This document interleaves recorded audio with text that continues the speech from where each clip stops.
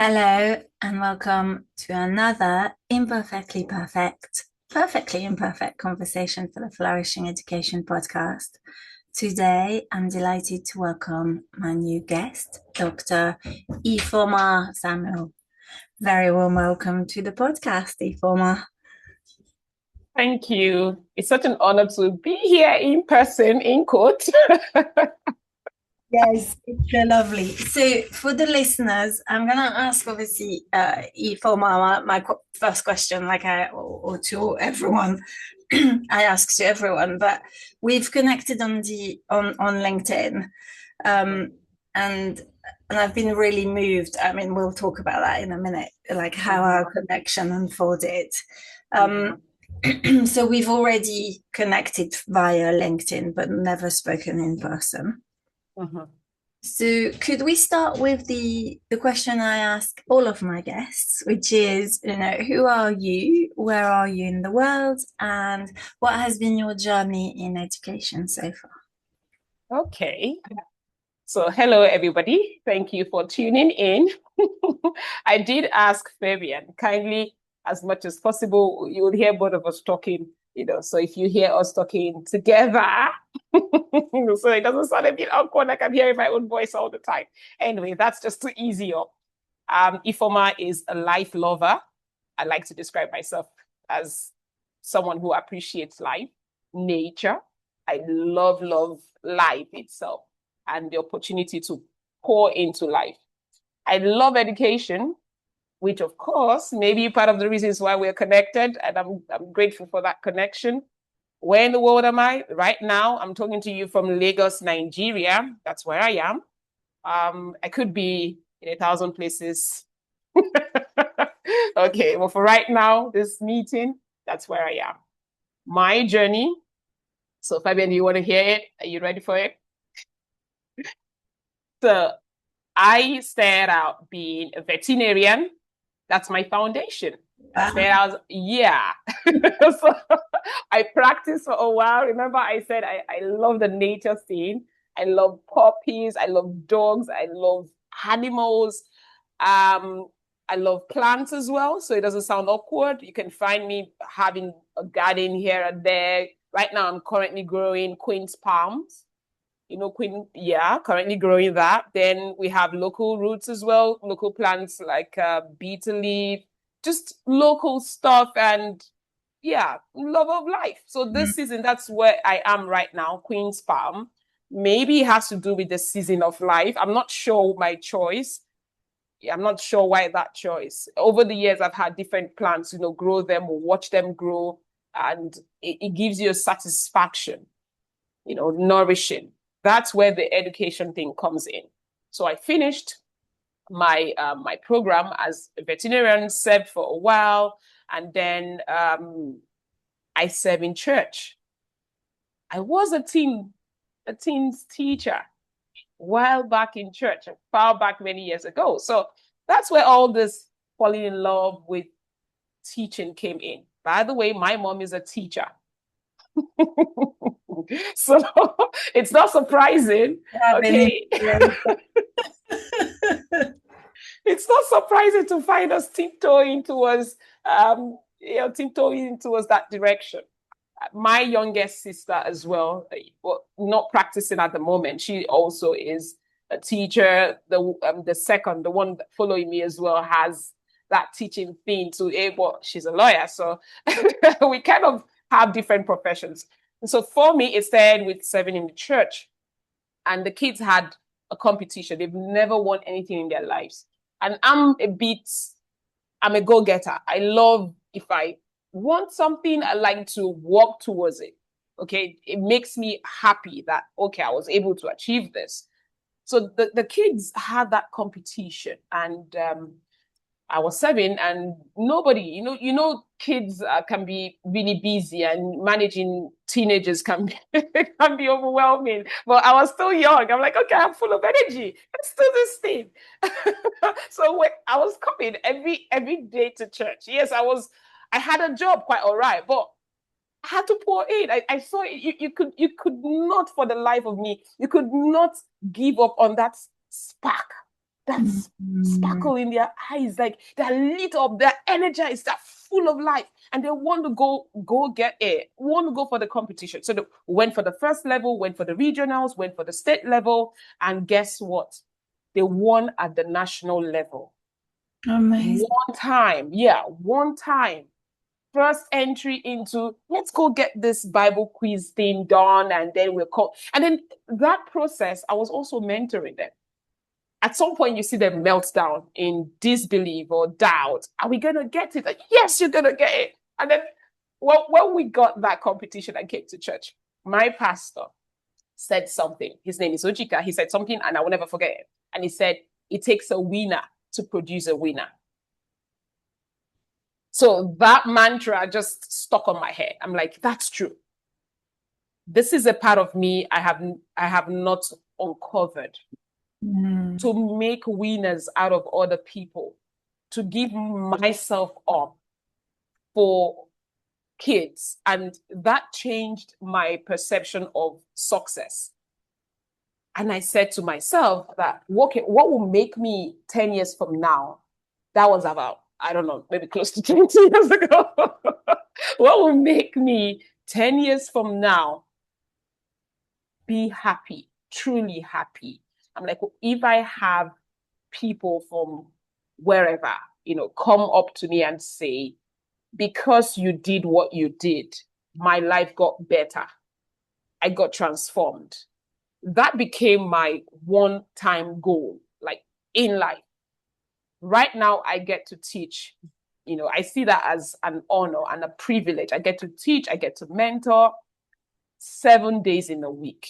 It's either you're mentoring or you're coaching, including Sundays. That's surprising. Yes, I get to rest, but when there is a coaching call that had been scheduled or a mentoring class or something, or a class I'm taking, you have to be there, like show up for them. And when the kids fall in love with learning and curiosity, like you said, you want to hold that space for them to be all, to see that they can be all that they choose to be. Nothing makes me happy. Nothing makes me happy to see another human, like the plants that we have, grow. I love your description of engaging conversation, where you said it feels like roots growing. Do you see? I don't call it mushroom. I call it, because the word is flourishing, I call that growing into a tree. Because a tree grows, then it gets into the blooming season, then it starts to flourish, starts to bear other fruits. So, Fabienne, this is me officially changing your perception. It's not mushroom. It's a tree, because a tree gets to flourish. Yeah, but you see, I think trees need the mycelium underneath. So that's why I like the mycelium. Oh, that's another perspective. Yeah, because the mycelium, for me, the mycelium is like actually the connector. So it actually enables the connection of trees with other trees. And this is, I think this is one of my gifts for the world is I love connecting people and, facilitating. So trees, and your idea of, like this whole spark, like the spark, I resonate so deeply. So in my first book, when I wrote The Flourishing Student, the image I use, or the imagery, is that of for flourishing, is that we are all ecosystems, and so it's for us as parents to become curious, or, like whoever is caring, is part of the gardening team, caring for this ecosystem. We can't decide who this or what this ecosystem is. We have to just hold the space for them to just really ground themselves.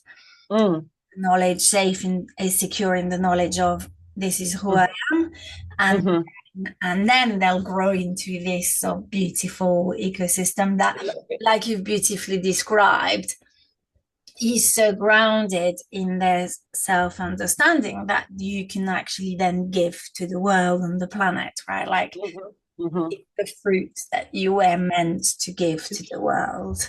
I love your analogy of being a gardener. And the fact that you don't know what seed it is, you're doing it blindly, you're pouring in, you're showing up, you're tending it through the seasons. I love that. I love that analogy. And that's the way I see kids too. So it simply means the parents and the teachers are blind to the potential, like how much this seed holds. Yeah. So a And child, also, yeah. there's a real responsibility in that as an adult, because Mm-hmm. you overwater the plant or underwater the plant, or if it's not in the right environment or the right habitat, not shaded enough, not so you have to really get up close and really, so in the book I talk about all the adults being part of the gardening team. Mm-hmm. And also in that, I argue that the adults the gardeners need to be well enough, because Mm-hmm. you're not well Mm-hmm. as a gardener, you're not going Mm-hmm. to be able to look after the ecosystems well enough, right? Like if you Mm-hmm. have got Mm-hmm. this sort of like live spark Mm-hmm. Mm-hmm. um so, but this is such a drastic sort of like different metaphor compared to what I mean, I don't know what it's like but in England, it's all about cogs in a machine and being Mm-hmm. shoved through to do qualifications, right? No way. No, no way. Yes, qualifications are good. And I love that. This is where the connectedness that you mentioned comes in. I love that you mentioned that if it's too watered, if it's underwatered, it's like you have the cactus in your garden and you also have the Chinese bamboo in your garden. If you're not detailed enough, I love that you're stressing that the teachers also need to be equipped. In fact, my research had to do with adolescent mental health. For so long a time, I feel that the focus have always been on the plant, which is good. But at this stage, I feel that the gardeners, metaphorically, should not be ignored. In fact, they are more important. Sorry to say that, but that's what I think. In most classrooms, when the teachers are overwhelmed or when they give up or when they feel beaten down, that whole classroom made up of 15 to There's 30. no winner, right? Like you said, there's no winner in the classroom. So there's no adults. So yes, 100% with you. Mm-hmm. Um, Mm-hmm. for me, and I think for me, it's the me and the we, um, Mm-hmm. and the space in between. So Mm-hmm. it's the first. It starts with us as adults. Yeah. I've got two teenage boys, and I often say to my husband, when, like you said, sometimes teenagers know exactly like which button to press, Mm-hmm. and with my two, I I often say to my husband, there's gonna have to be an adult in the room, Yes. not gonna be them.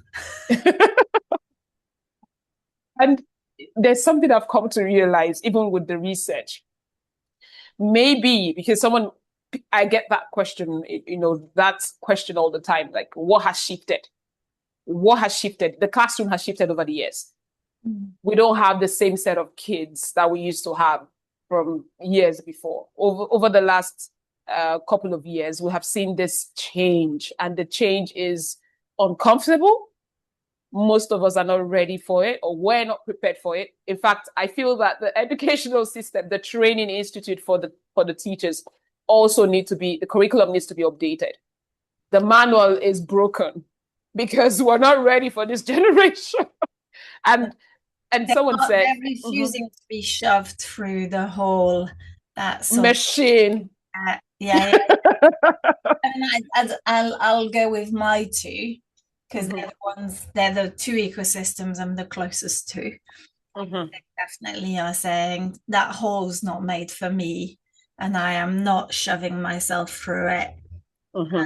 shaving off parts of who I am to fit Fit in. you've created. You're absolutely right. We have tons of responsibility. And that brings to mind, I'm working on a small project, and it has to do with the strong-willed child, teaching a strong-willed, let me put it like that. We are seeing more strong-willed children. We're seeing more aggressive children. We're seeing more kids that feel misunderstood. Yeah, we were all teenagers, but did we break down like this? We didn't break down like this, you know, and we're seeing that. And there's something louder that I feel is missing based on countless interviews and observation. This is just me in and out of the classroom 7 days a week, mentoring classes and all of that, including actual subject classes and all, and watching the teachers. So long time of observation. I'm thinking when we were younger, I'm not comparing because they are in a different space altogether. They have knowledge at their fingertips.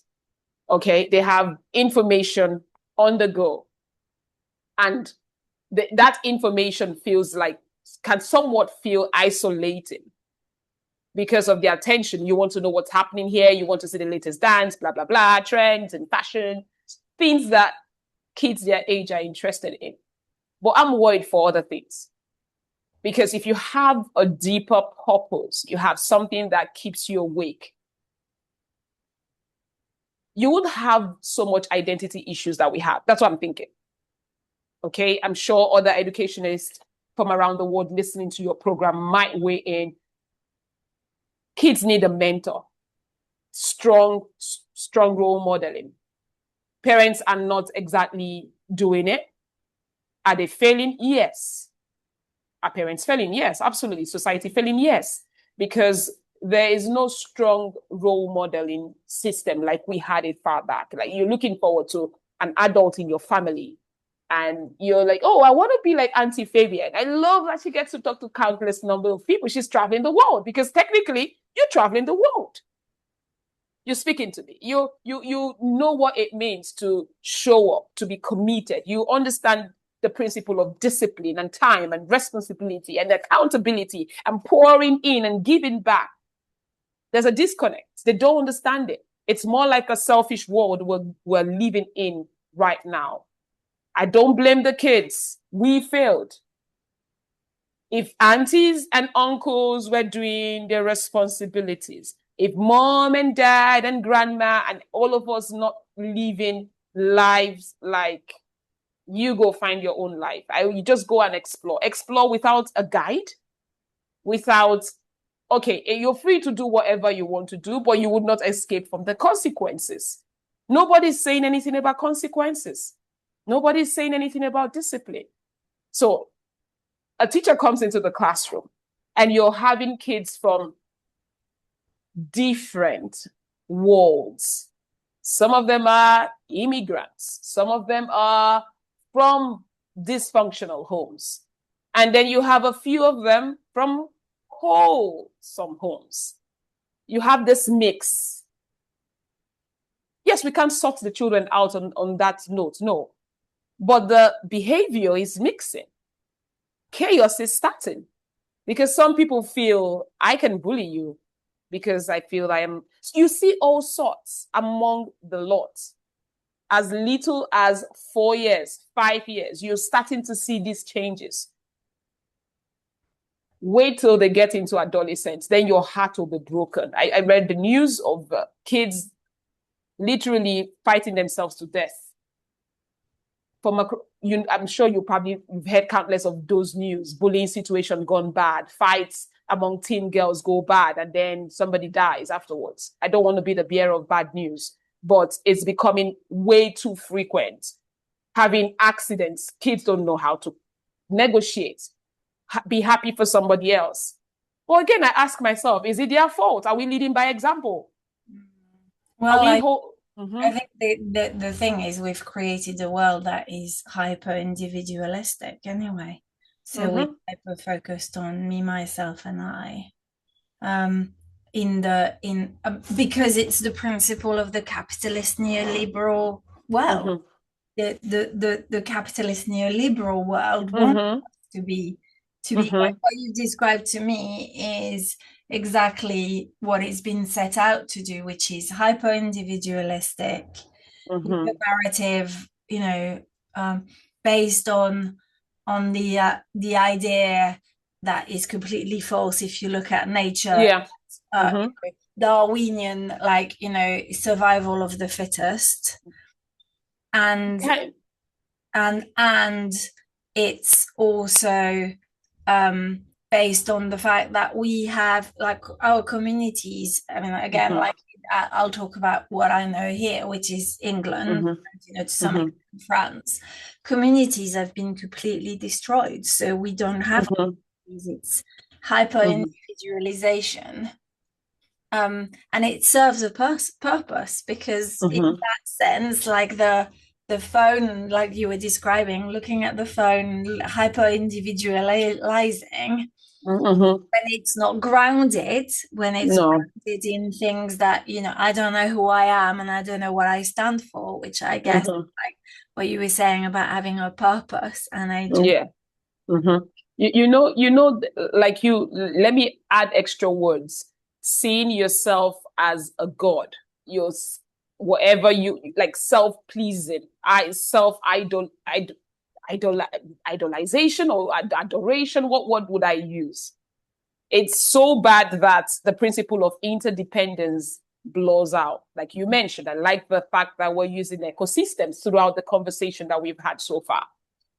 Nature teaches us interconnectedness, right? Like you mentioned, I see myself as the mycelium, and the mycelium holds an important role. It does the cleaning up. And that's something of resources. And, yes, recycling. Good. So like seeing, oh, there's a resource here, and this is how I'm going to pass it round. And that the trees are actually, the mycelium is also saying, but nourishing. If you want to be able to continue doing what I'm doing, you have to nourish me too, because I can't convert the light into what I need to live. So actually, trees around the mycelium, and to me, that's why I love, like, I've got I'll show you, and I'll show the listeners. So I've got my beautiful friends at uni. Okay. Fungi. Okay. Powered by fungi. Okay. And I love it, because to me it's a reminder that, like, that interconnection we were talking about, right? Like that. Thank you. I think I saw that on LinkedIn. Your friend sent it to you, and I was smiling to myself.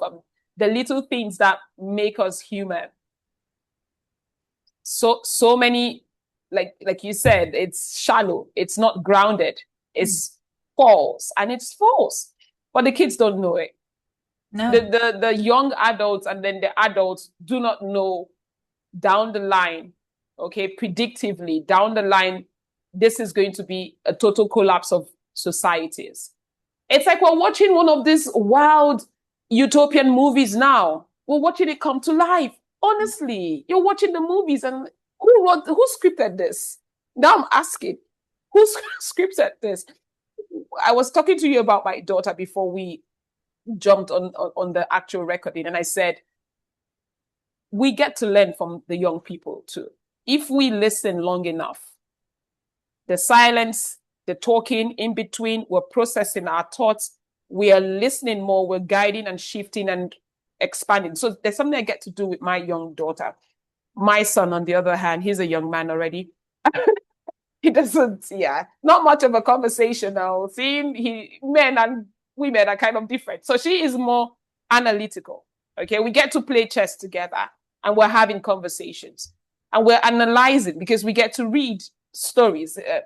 Right now, she's reading, I think she's done with Atomic Habits. She's reading 7 Habits of Highly Effective People.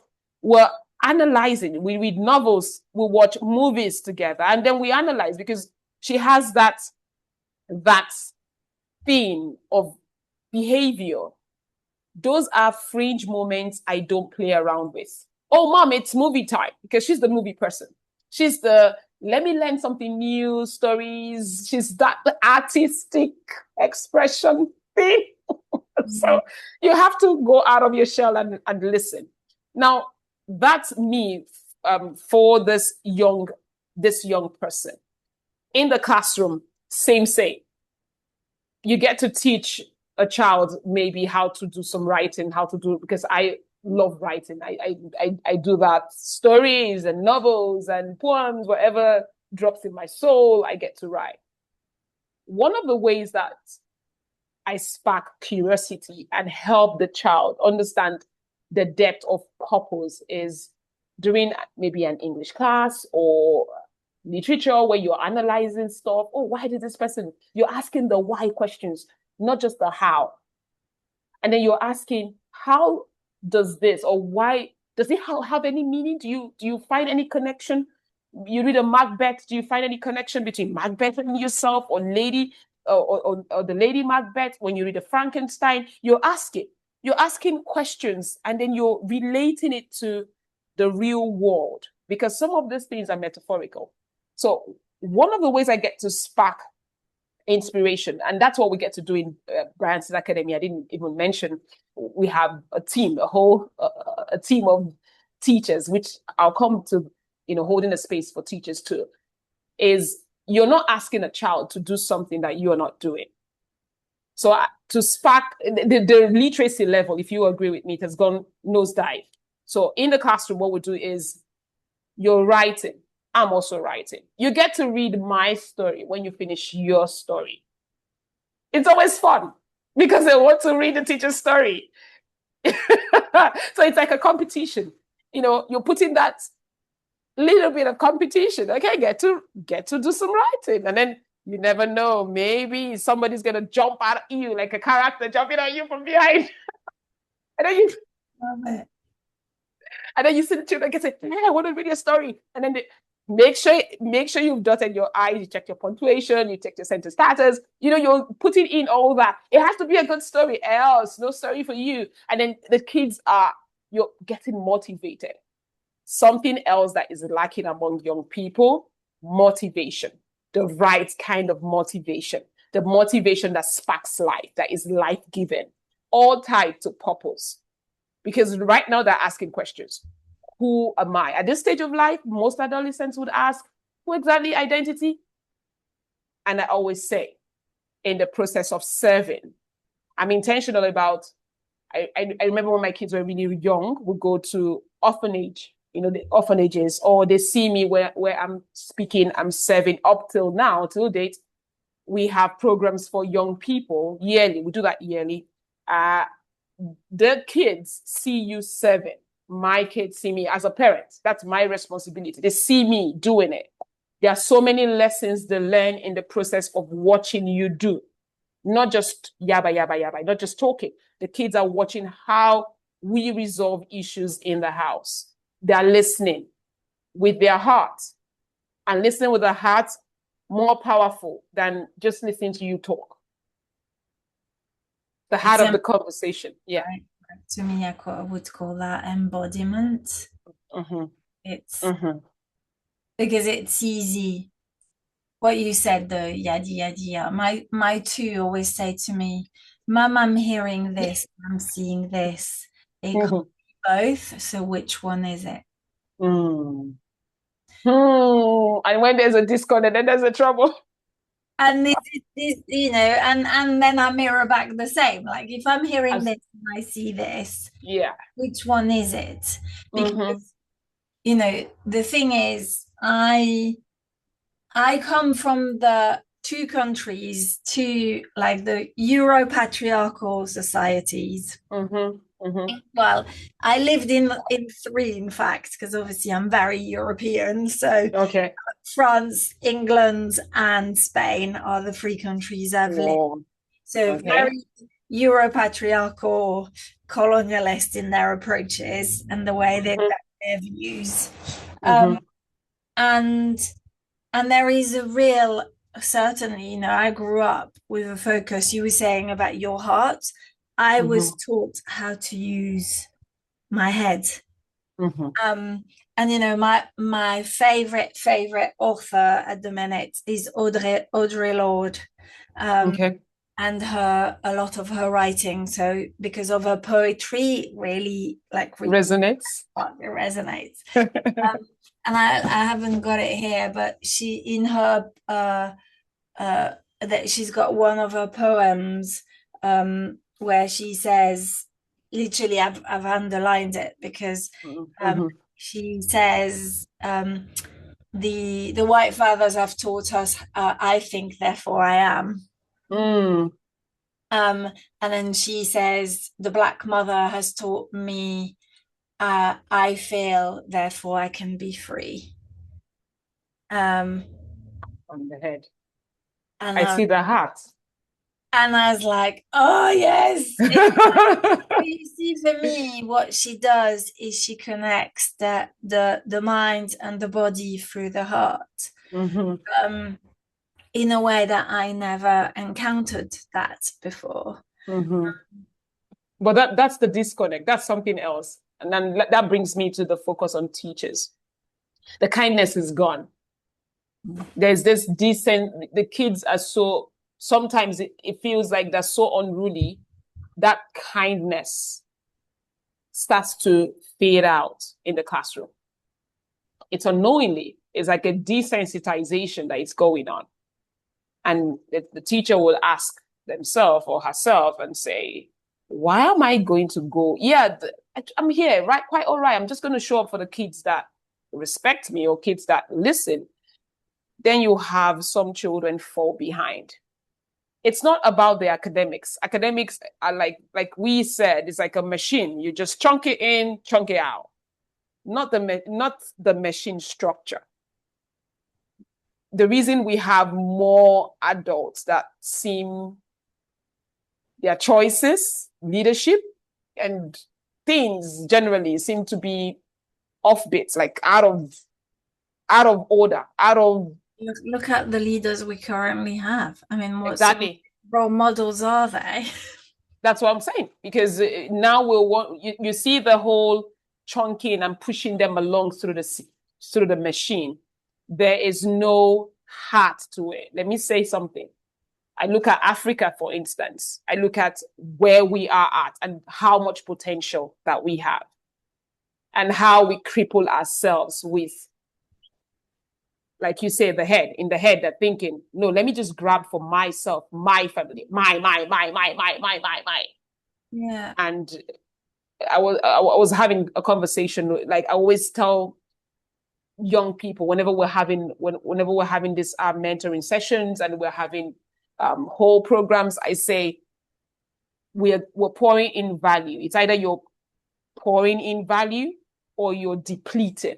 It's either you're taking values away from the society or you're adding to it. You're a value-laden being, which means you're either taking or you're giving. If you're giving, it means you're blessed, you're full, you're content, you're seeing yourself like a fountain, you're springing out. Then you can bless. But when you are sucking, you're taking every other person's energy. You're draining whatever good is left. But it's never going to be enough because it feels like a hollow, like a vacuum inside of you, insatiable, because you've not started doing the healing process. Yeah. So the affection part of what we do, I feel is even more important, because if a child is not home here, they're not okay here. No. So they're just going to copy, paste, whatever.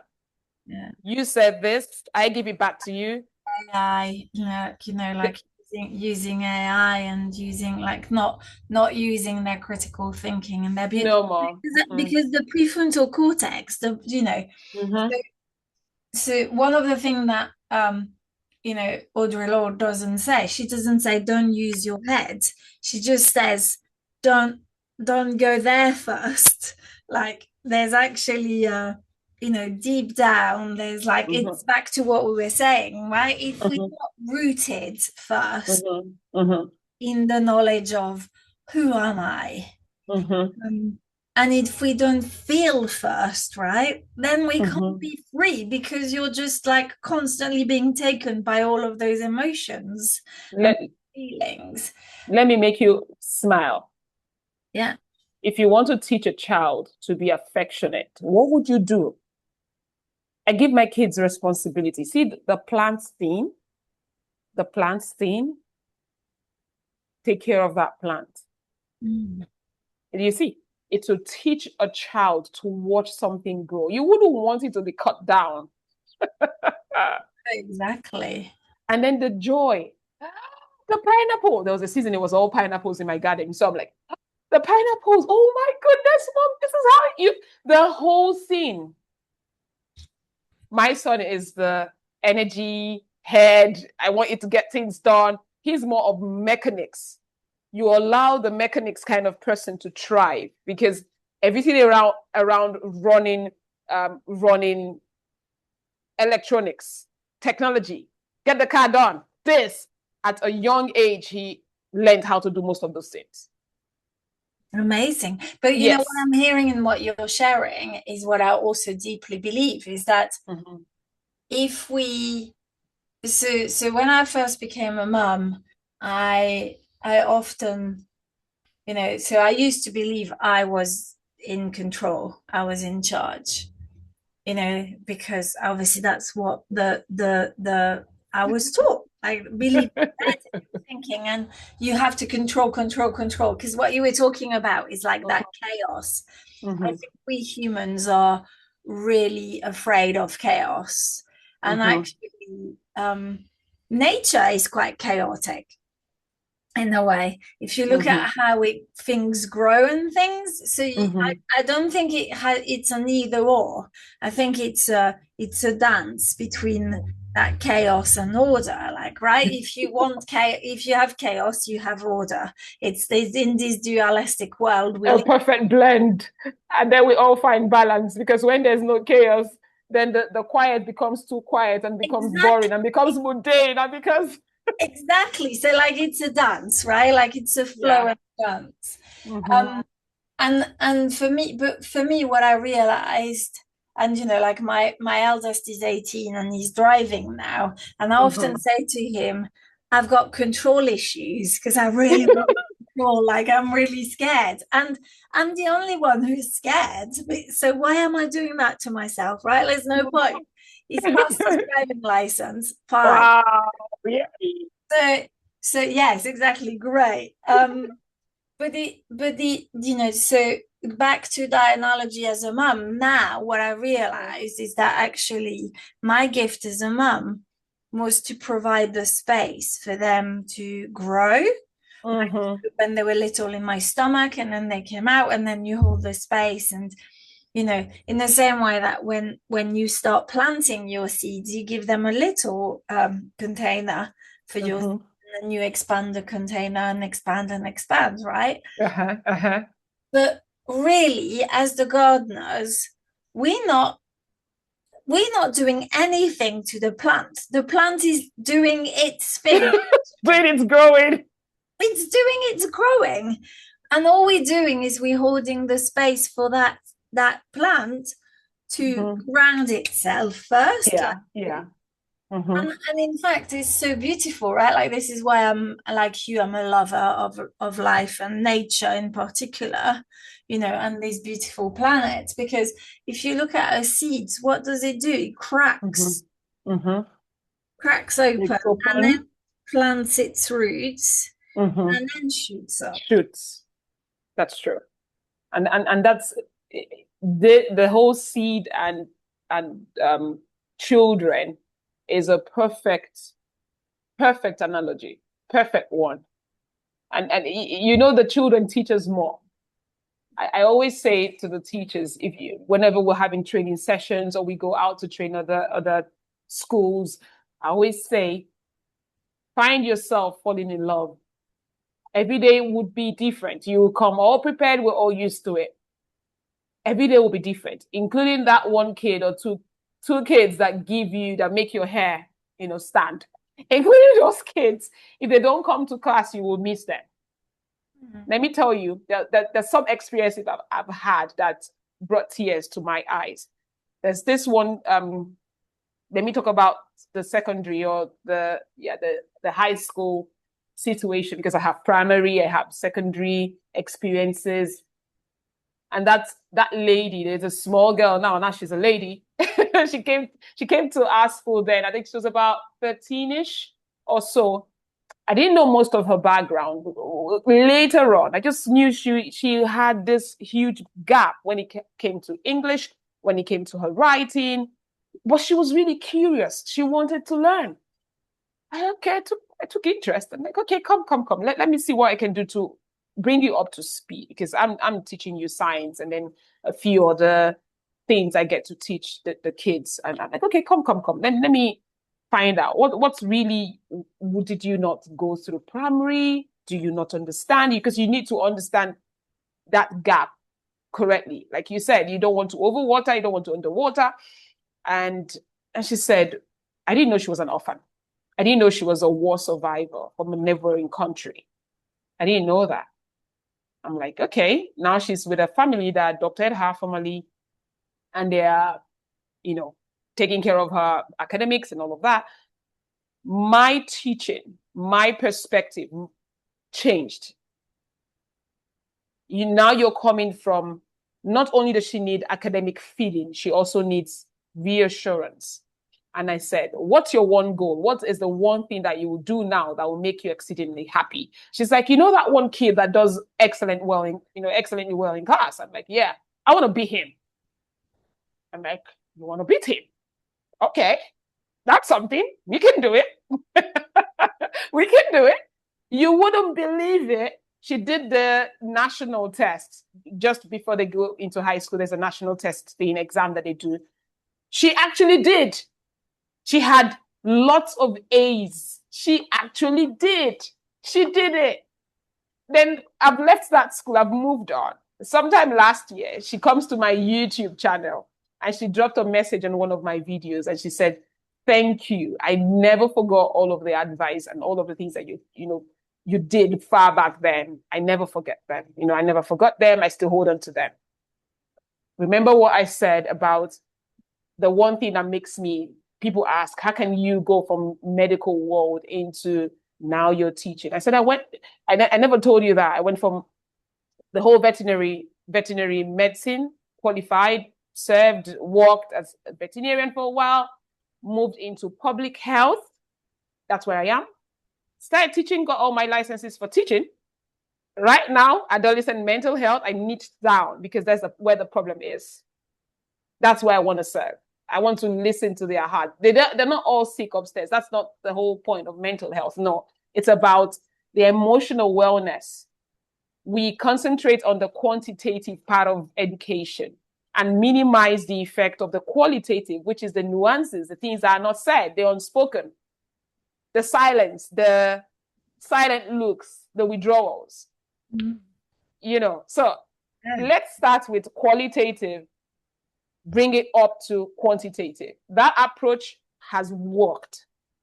That's what we do here at Branston Academy. It has worked countlessly because the welfare checks, most people want to go in, go out quickly. But you just sound like every other teacher. It doesn't work, does it? Because so yes, this is music to my ears, because for me, the reason I'm doing my PhD right now is I went from, I know, let's measure well-being and flourishing, and then it's all about the individual, to then, oh no, we need to embed well-being in the curriculum, which is what we did in the year one, and it worked to some degree. But the thing is, young people come with a baggage from their education system, and you can't unpack all of that at first year at uni. And so the PhD now is exactly that. It's the lived experiences and the qualitative and the stories. And the quant is useful because it tells me where you are on the flourishing. So it gives me an indication. But I think for me that the flourishing, because flourishing is the word I use for the measure, the flourishing is simply a snapshot. It's like a picture at a given moment. I can meet you for 30 minutes later and something happened, and if we take another snapshot, changing the scene, different story, right? So Yeah. and I love what you're saying about like the story, the narratives, because to me, like I go back to it's so simple. I think we've completely overlooked it.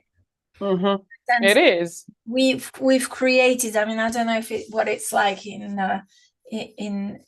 Lagos where you are, but for us in England, there is a real well-being industry. So actually we being sold things to make us feel better. Okay. Narrative is I'll be happy when. Off you go, I'll be happy when, I'll be happy when. And you get to your when and you're like, I still feel not happy. I did I see. We keep chasing. Yeah, keep Yeah. chasing. Now, by virtue of what we do, it's not like we have virtual students, like an online school. So most of our kids, UK, Germany, we have kids in Canada, we have kids in the US, we have kids almost all over the world. We're not there, we're not covered other countries yet. So we have homeschooling kids as well, kids that are home and then they want you to, the parents just want you to, not the usual school. It's not a physical thing for us. So the whole team it's a hybrid situation, but the children that we get to serve, I call it service, are in diverse countries. You understand it? So there's something else.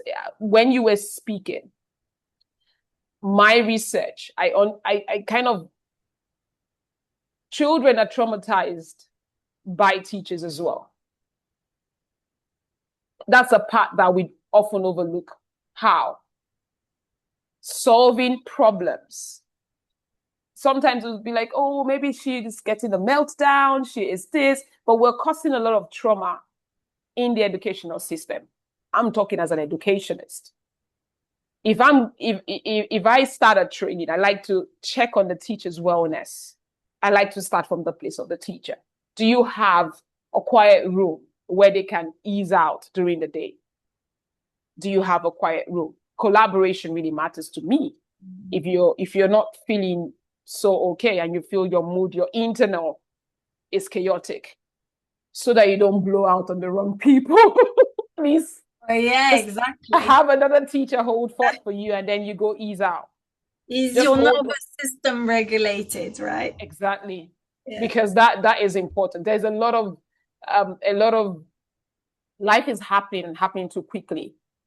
So as adults, you are absorbing all the children's energy, you are absorbing it. It can become so depleting. So the teachers also need, in fact, the whole soil is dry. It's like because they're ecosystems too. So the just like as gardeners, we are ecosystems, right? And the reality is like, even if people don't like the analogy of the plant or the ecosystem, our body is trillions of cells working together to make us for us to stay alive. Yes, true. So that is, to me, that is like, if you don't relate to it like that, is proof enough that this is what's happening. You're an ecosystem. Your body exactly. System. In your guts, you've got all those really lovely microbes that just sort of like the flora there. Yeah. And that still reinforces the principle of interdependence. It still reinforces. If one part of the body is unwell, the whole part would, try to carry on and carry the load and feel the pain. But why can't we, as humans, try and be like the body, like you said, like the millions of cells? If one part of the body is down, the whole body feels it. The principle of kindness in our classrooms. I always tell the teachers when we're, or this whole school, when we're having whole school trainings, I say it constantly: kindness. For many kids, the classroom is an escape. Kindness. I have seen it. Real life. Just one kind word, and that child went ballistic in a good way. I've seen changes. One good word, because the classroom is positive. It is healing. It is what we want it to be eventually. It's the tension that if you want tension, you get tension. If you want peace, you would have peace. If you're always reactive, that one kid, and then you also go, and everybody goes, chaos. So whatever flow, right? Like as you're describing, it's like, but it's also grounded. What I'm hearing is a real grounded. So the word that keeps coming back to me, because I've started, are you familiar with Dr. Christina Cleveland? No, not really. Is she on LinkedIn? I think she is, but she's not very often.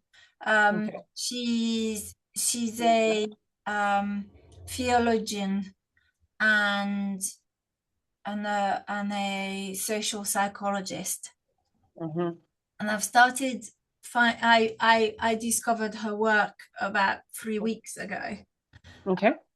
And she talks about so the words, as I'm hearing you speak, the word that keeps coming back is her words, which is like, I'm too sacred for this. Whoa. That's what she says. So she talks about, and her book, her latest book is God is a Black Woman. Okay. Which she's written. Okay. I love that you brought it up because I try not to emphasize it, but among the qualitative is spirituality, the principle of hope, seeing a child break down in class, feeling helpless and hopeless. It's more than just positive psychology.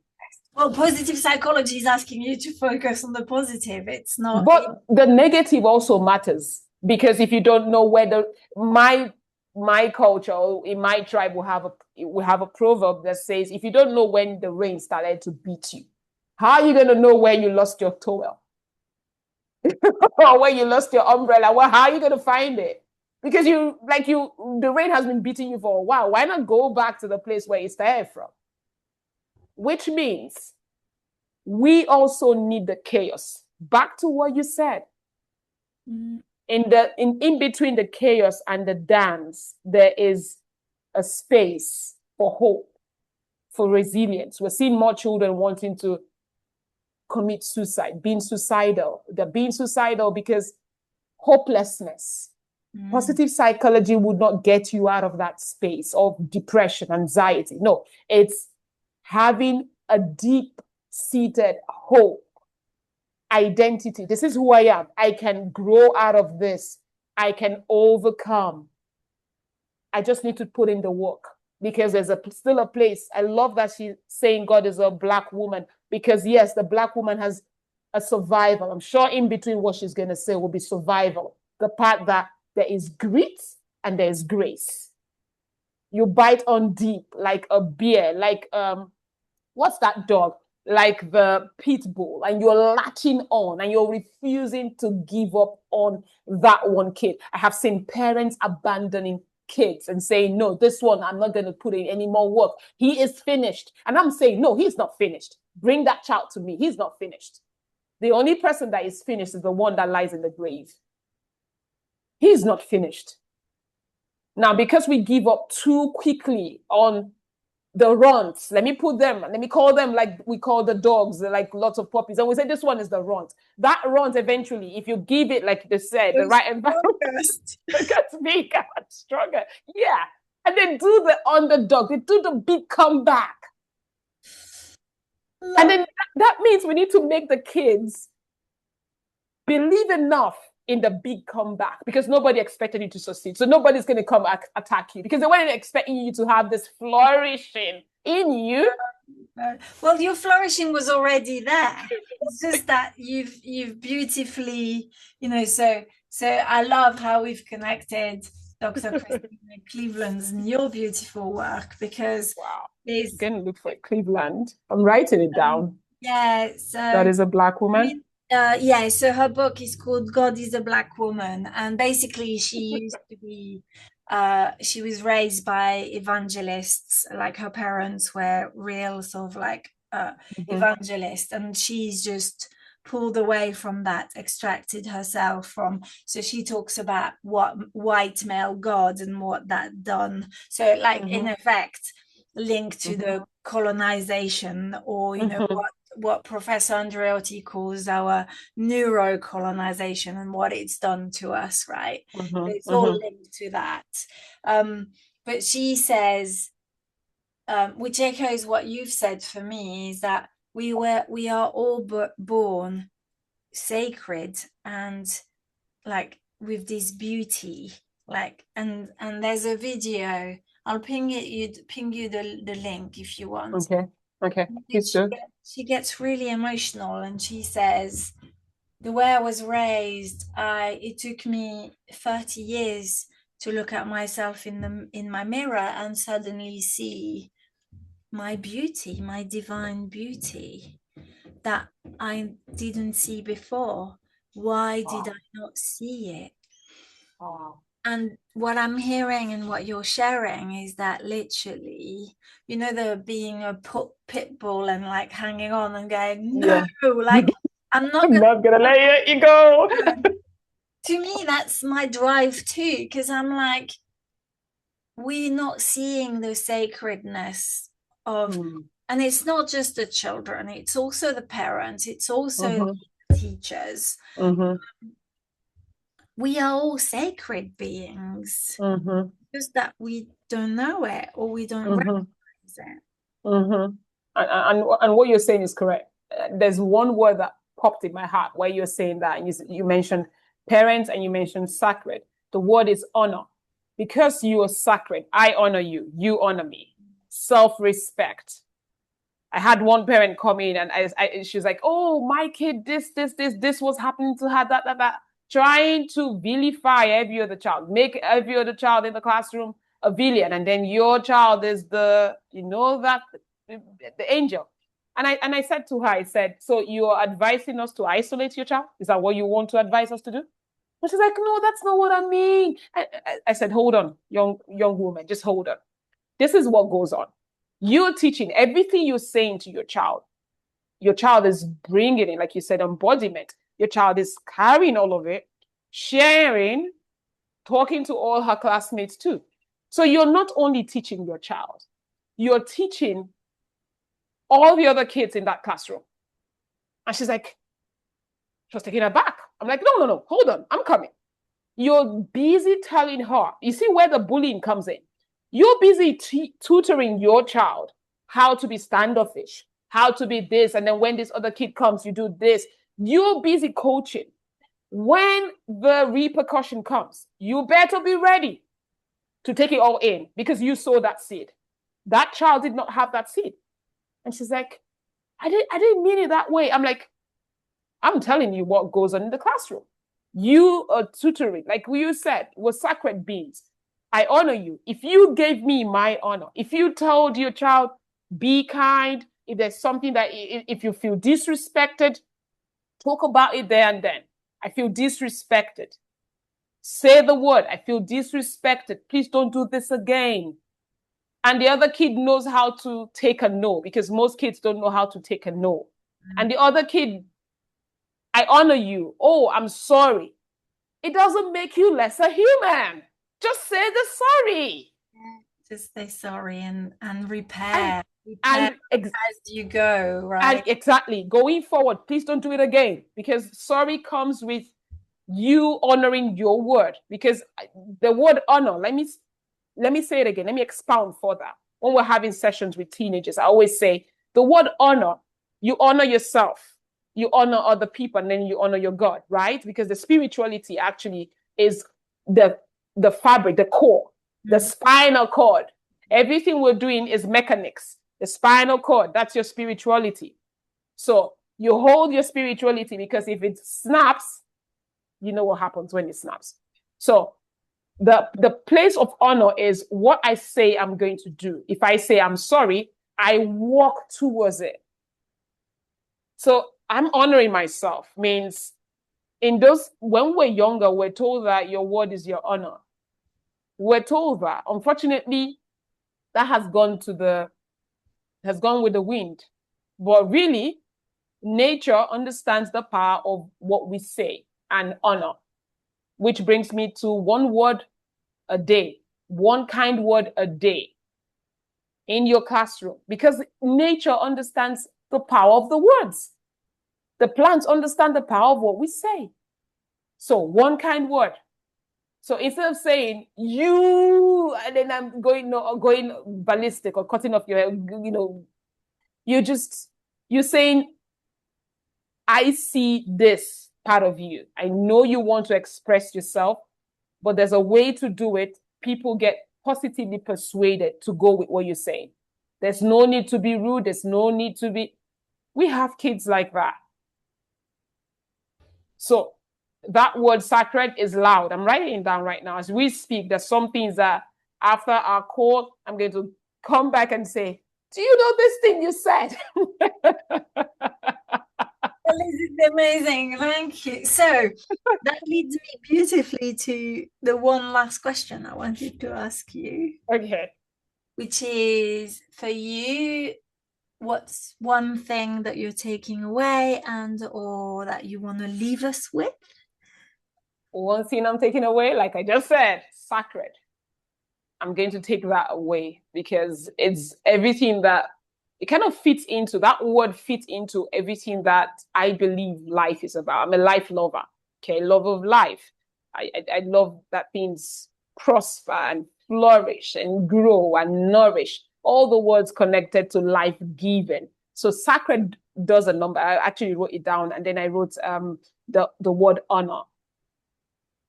Because if I cannot honor myself, I can honor other people. I cannot honor other people. The rule of thumb where it says, love other people as you love yourself. It means if I honor myself, it's easy for me to honor other people and then give to a being and honor God that I don't see. I'm able to honor because he's not watching. And then we say the human thing, integrity, what you do when nobody's seeing you. And that's a place of honor. That's what I'm taking away. What I would leave with our listeners, because I don't know who is listening. So let's see. If you're a parent, I like to tell you this. Please don't give up on that child. Sometimes silence holds more power than talking. I've come to realize that. So I will leave you with that as a parent. If you want to talk to us or talk to me, you know where to find. Talk to me about signing up for mentoring or signing up for some of our classes and how we teach. We teach kind of differently, not like the regular classroom thing. It's an online thing that we do, online school. Okay, then for a teacher, teachers, you are like Fabian said about being a gardener. I love that analogy. And the word sacred. Let's put those two things together. They're teachers. Your work is seen. You're sacred. What you're doing is sacred. You're a gardener. And we don't know the seeds, like we said during the conversation. Fabian was like, oh, we have lots of seeds. And I said, that's true, because the attention of the cactus is quite different from the attention we give a Chinese bamboo tree, for instance, or queen's palm. Like I mentioned, the attention is different. Understand the seeds that you have in between the chaos and the silence. That's where you find the dance. I want to leave you with that. That's a metaphoric thing. I hope you understand it. I hope you come to some type of understanding. Enjoy the dance. The classroom is alive. Enjoy the dance, literally. Okay, that's it. Enjoy the dance. Yes. Enjoy the dance. My eyes is always, I'm always like this. And then the kids, do you know my nickname? I earned myself a nickname. Miss Passion. Miss Passion. Yeah, I can tell. Love it. So it's gonna be, yes, amazing. Oh, thank you so much, Ifeoma. That's amazing. Okay, it was truly a blessing speaking with you, Fabienne. I loved our conversation. I learned so much. I learned about the new the book I need to look into. God is a woman, Black woman. I wrote that down. Dr. Cleveland. Woman. Like, Yeah. let's forget that. Like, let's really, a lot of her work is around what you were describing, the Black feminine and the divine. Okay. And then the poem, is it like an anthology? Audre Lorde? Audre Lorde. I'll send you all of those. Okay. Okay. I'd love to have a look. Yeah, I'll send you a link to this YouTube sort of conversation. Okay. Dr. Perfect. And then I'll send you a link to one of my favorite poems from Audre Lorde. There's many, but this one in particular is okay. I am sure that we'll connect, and keep your images coming. Yes, and then you can write poems because they're beautiful. So thank you. Thank you. I honor you, my friend. I do honor you, my dear sacred friend. And I'll see you really soon. Okay. Bye for now. Bye. Bye.